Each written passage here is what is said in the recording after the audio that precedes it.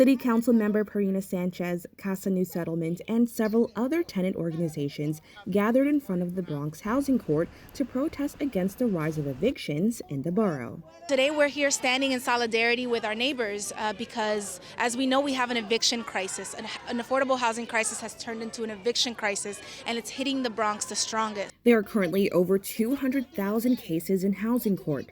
Exacerbated by the COVID-19 pandemic, CASA No Settlement finds the Bronx has the most eviction cases at about 67%. Many fear this crisis will further add to the issue of homelessness in our city. The pandemic crisis had affected everyone. People are still on the recovery. Some people don't even know when. And it's hard to just evict people in the blunt and the height of the wind, cold weather.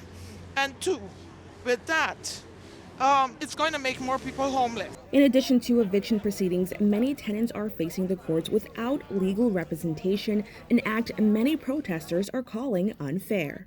What we're seeing, and I personally have spoken to neighbors, is that when folks come to housing court, they are not being represented by the attorneys as they should be because the caseloads are so high that the attorneys just do not have the bandwidth to be and appear in every case.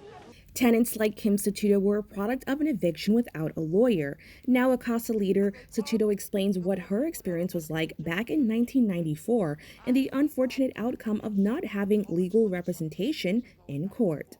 When lawyers wasn't allowed, I didn't know what was happening.